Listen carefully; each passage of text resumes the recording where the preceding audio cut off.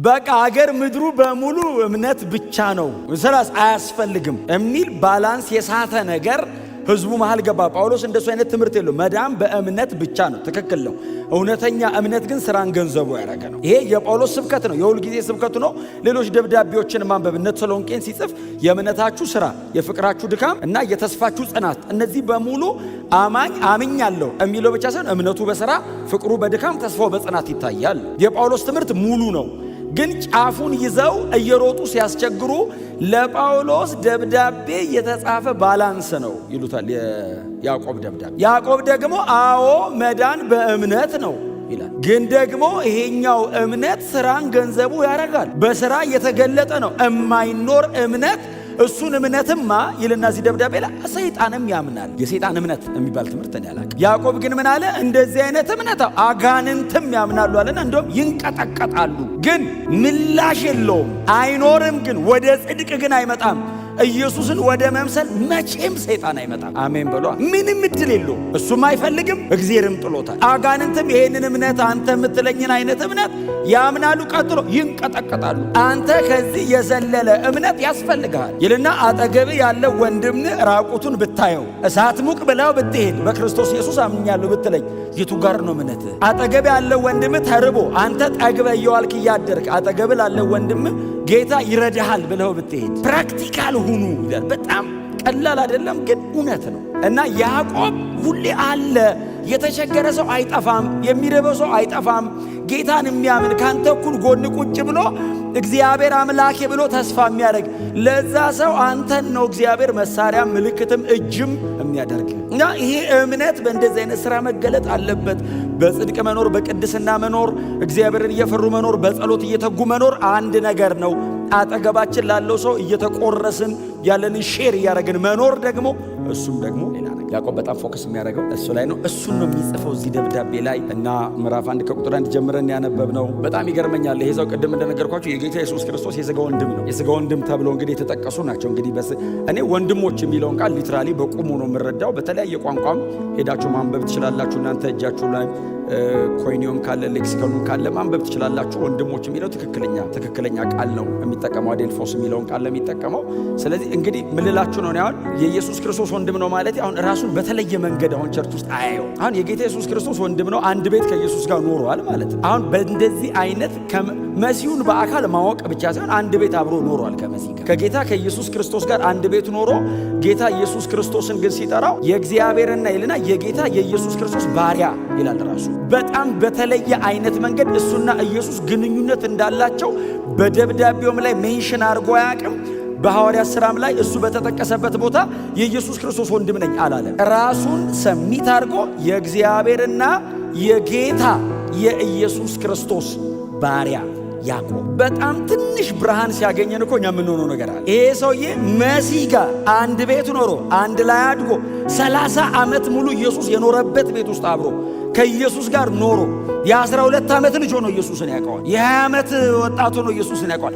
የ30 ዓመት ልጅ ሆኖ ከዛ ቤት ሲወጣ ኢየሱስን ያውቀዋል። እስከ 30 ዓመቱ የኖረው እዛ ቤት ነው። አብሮ እያንዳንዱን እድገት ከማርያምና ከዮሴፍ እኩል ያየ ሰውዬ ምንም የተለየ ፕሪቪሌጅ ቸርች ውስጥ አያመጣም። እሱ ኖርማል ከሆነ እኛማ ኖርማል ነን። እሱ በጣም ስፔሻል ነኝ ካላለ የኢየሱስ ክርስቶስ እንደውም የኢየሱስ አይደለም የጌታ ኩሪዮስ ነው የሚለው ኢየሱስን። እኛ ቤት የኖረ አይደለም የሚለው ከሰማይ እኛን ለማዳን የወረደ ጌታ የዘላለም አምላክ ከአብ ጋር እኩል ነው የሚጠራው። አውር ጋድ ይለዋል አብን። ጌታ ኢየሱስ ክርስቶስን ደግሞ አውር ሎርድ ኩሪዮስ ኩሪዮስ በአብ መጠን ነው የሚጠራው። የአብና የወልድ ባሪያ ነኝ ብሎ ጌታ ኢየሱስ ክርስቶስን እንደ እግዚአብሔር አብ እኩል አድርጎ ይጠራል። ባሪያው የሆንኩኝ ያዕቆብ እና በዛ ለ12 በተለያየ ቦታ ተበትነው ላሉ ለ12 ነገዶች በጣም በብዙ መከራ ውስጥ እያለፉ ያሉ በጌታ ሆነው ቅዱሳን ናቸው። ሞር ደግሞ አይሁዳውያን ይበዙበታል እና ተበትናቸዋል። ለእናንተ ይህን ደብዳቤ ይጽፋል። በምድር ላይ በጌታ ሆኖ መኖር መጻተኛ ሆኖ መኖር ነው። በጌታ ልክ ስትሆኑ አገር ትቀይራላችሁ። ሰማያዊ ተስፋ ይኖራቸዋል። አገር ይሄን ነው ሲባል በሰማይ ነው የምንጠብቀው። አዳኝ ከሰማይ ይመጣል። ክርስቲያን ስትሆኑ ወዲያው ትቀየረ መጻተኛ። እዚህ መሬት ላይ ባለ ርስት አትሆኑ። ሰማይ ነው ርስቴ። በገዛ አገራችሁ በድንኳን ትኖራላችሁ። እግዚአብሔር ያንተ ነው ብሎ በሰጠ ቦታ እንግዳ ያደርጋል ክርስትና። የኔ የምትለው ነገር በሙሉ ሰማይ ይሆናል። መሬት ላይ ያለን ነገር በሙሉ አጠገብ ላለ ወንድም በረከት፣ ለሌሎች ሰዎች በረከት፣ ለእግዚአብሔር ክብር ብቻ ታደርገዋል። እና እንግዶች ናቸው። በተለያየ ቦታ ተበትናቸዋል። በልዩ ልዩ መከራ ውስጥ እያለፋችሁ ለእናንተ ይህንን ደብዳቤ ጽፏል። እና ቁጥር 2 ላይ ወንድሞች ሆይ ልዩ ልዩ መከራ ሲደርስባችሁ እንደ ሙሉ ደስታ ቁጠሩት። አይ ቲንክ ይጋጭ መከራና ደስታ። ለወንድሞች ሆይ አለ። አቤት ይላሉ ቅዱሳን ናቸው። ከያዕቆብ ደብዳቤ መጥቷል ሲባል ዝም ብላችሁ ሳሉት። እንግዲህ እነ ጴጥሮስ እነ ጳውሎስ እነ ዮሐንስ በጣም የሚያከብሩት የተከበረ ሰው ደብዳቤ ልኳል። ወንድሞች ሆይ ልዩ ልዩ መከራ ሲደርስባችሁ እንደ ሙሉ ደስታ ቁጠሩት። መከራና ደስታ በጣም ዳርና ዳር የቆሙ ነገሮች ናቸው። በሰው ሕይወት ላይ ክርስቲያን ሆኖ መሬት ላይ ሲኖር መከራ ኮመን ነው። ትራያልስ ኮመን ናቸው። ብዙ ጊዜ መከራዎች በሰው ሕይወት ላይ የሚያመጡት ነገር አለ። መጮህ፣ ማልቀስ፣ ማማረር፣ ኡኡ ማለት፣ ፌንት ማረግ፣ አልቻልኩም ዝርር ማለት። ያዕቆብ እንደዚህ ይላል፣ ልዩ ልዩ መከራ ሲደርስ እሺ ምን እናርግ ሲል እንደ ሙሉ ደስታ ቁጠሩ። በመከራውና በደስታው መሃል በጣም ሰፊ ገደል አለ አይደል? የምታልፉበት መከራ አለ። አዎ እንደ ልዩ ልዩ ደስታ መቁጠር አለ። መሃሉስ እግዚአብሔር በሚያሳልፋችሁ ይሄ ማለት ባይዘው ሆሊ ትራያልስ ናቸው፣ ቅዱስ መከራዎች። ከቁጥር 13 በኋላ አለ ክፉ መከራ ቴምፕቴሽንስ፣ በጣም ክፉ የሆኑ ኢቪል የሆኑ አሉ። እስከ ቁጥር 13 ድረስ ያለው ግን አዎ እናንተን ለማጥራት በእናንተ ሕይወት ላይ ያለውን የእግዚአብሔርን በጎ የሆነ ነገር ለማድመቅ የሚመጣ ነው። በምታልፈው መከራ ውስጥ እግዚአብሔር በእኔ ሕይወት ላይ ምንድን ነው ዓላማው ብለህ መጠየቅ አለብህ። ልክ ያ ነገር ወደ ሕይወት ሲመጣ ማስወጣት አትችልም፣ ማባረር አትችልም፣ ከሕይወት ላይ መቀነስ አትችልም። በጾም ጸሎት የማይቀሩ መከራዎች አሉ። ጾመ ጸልየ ልቀቅ ሂድ ብለህ 3 ቀን ጾም ጸሎት ገብተህ ስትወጣ ከ3 ቀን በፊት ካቆምክበት ይቀጥላል፣ አይቀየርም። እውነቴን ነው የምነግራችሁ፣ ስለምወዳችሁ ነው እውነት የምነግራችሁ። አንዳንዴ የሆነ ነገር ሲመጣ ወደ ሕይወታችን ጸልየን ለማስቀየር እንታገላለን። የሚቀየር ነገር አለ። እንደ እግዚአብሔር ፈቃድ ያልመጣ ከሆነ ስትጸልይ ታልፈዋል። እግዚአብሔር በእናንተ ውስጥ የተቀመጠውን እንደ ወርቅ ነጥሮ የሚወጣውን እምነት ለማድመቅ የሚልከውን መከራ ግን በውስጡ በትዕግስት ጨርሰ እግዚአብሔር በአንተ ውስጥ ያስቀመጠውን የከበረ ነገር ማውጣት ነው ያለብህ። ለምሳሌ ጳውሎስ ብዙ ጊዜ ስለምንጠቅሰው እስር ቤት ሲመጣ እንዳልገባ ብሎ አይደለም የሚጸልየው። እስር ቤት ውስጥ ሆኖ አፌን ስከፍት የምናገረው እንዲሰጠኝ ጸልዩልኝ እኮ ነው የሚለው። የት ነው አፌን ከፍተ የምታስተምረው? ለእስረኛ እዚህ ውስጥ ላሉት። ከዛስ እድል ከተገኘ ፍርድ ቤት፣ ተከታታይ ትምህርት ከሆነ እስር ቤት ነው፣ ሲንግል ስብከት ከሆነ ፍርድ ቤት ነው የሚጋበዘው። ስለዚህ እንደው እድል ሰጥቶኝ በር ላይ ከወጣሁኝ ፍርድ ቤት በነገስታቱ ፊት ስቆም የምናገረው እንዲፈታ አይልም። ለምን? በውስጡ የተቀመጠውን የከበረ ነገር እግዚአብሔር የሚያወጣበት እንደሆነ ገብቶታል። ዳይቨርት እንዲያደርግለት አይጸልይም፣ ኮንቨርት ነው የሚያደርገው። ታዲያ ምንድን ነው ማድረግ አለብን? እንደ ሙሉ ደስታ መቁጠር። ጌታችን መድኃኒታችን ኢየሱስ ክርስቶስ ከእሱ በላይ ምሳሌ የለንም። ወደ መስቀል ሊሄድ ሲል ሐሙስ ማታ ለዓርብ ለስቅለቱ ሐሙስ ማታ ሲጸልይ አባት ሆይ ነፍሴ እስከ ሞት ተጨነቀች፣ ብትወድ እቺ ጽዋ ከእኔ ትለፍ፣ ነገር ግን የኔ ሳይሆን ያንተ ፈቃድ ነው ሲል አብ ፈቃዴ ነው ጠጣ። ጌታ ኢየሱስ ጸጥ ብሎ ጨረሰው። በእሱ ጽናተኛ ተወለድ። እምቢ ቢልስ የማዳን ሥራ አይሰራም። የዘላለም ሕይወት ብሎክ ያደርጋል። ሰዎች ከድቅድቅ ጨለማ ወደሚደነቅ ብርሃን አይሻገሩም።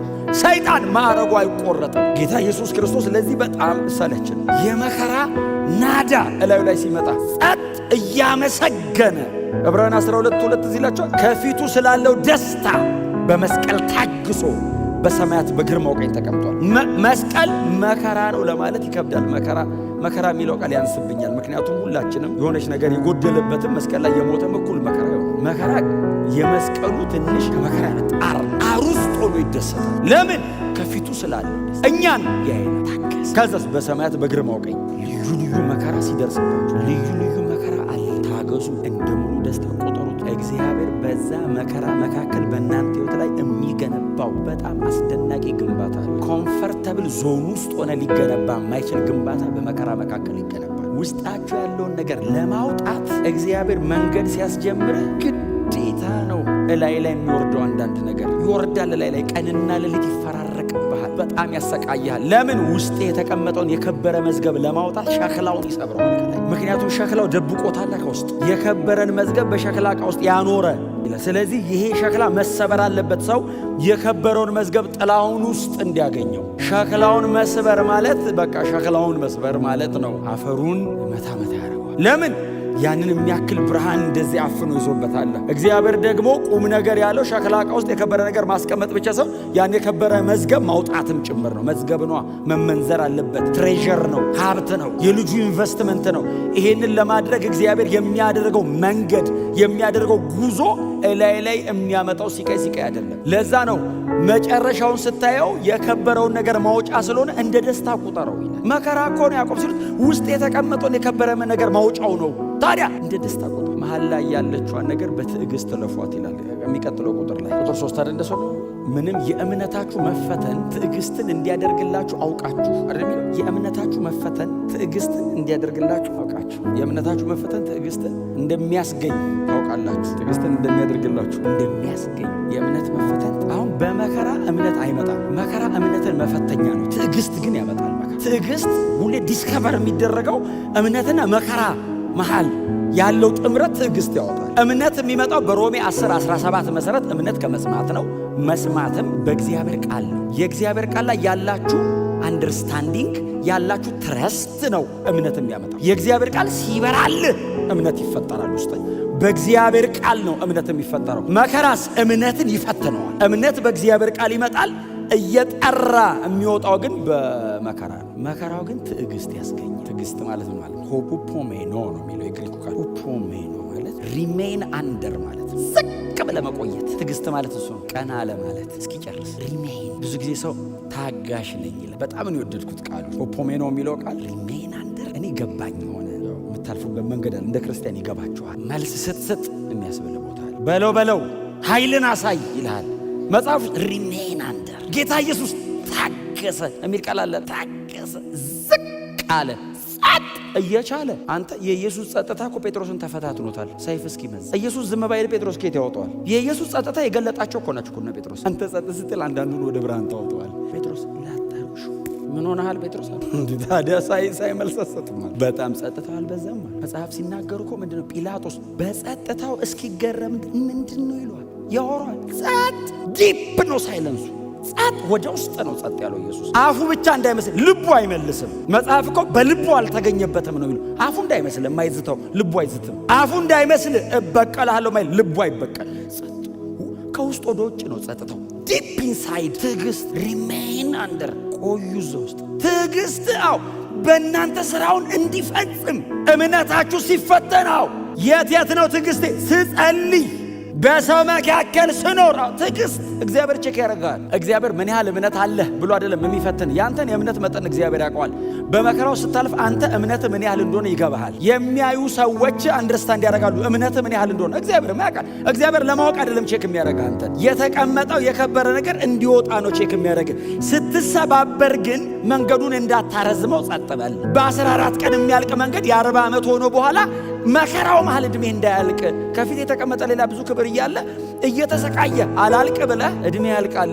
ትዕግስት በእናንተ ስራውን ይፈጽም። እምነት በእግዚአብሔር ቃል የሚመጣው ይህን ሚስ እንዳታረጉ። እምነት ሁሌ የሚመጣው በእግዚአብሔር ቃል። አንዳንድ ቃል እምነትን እመነው የሚል እምነትን እመነው እምነት አካል ነው እንዴ? የምትደገፈው እኮ አይደለም።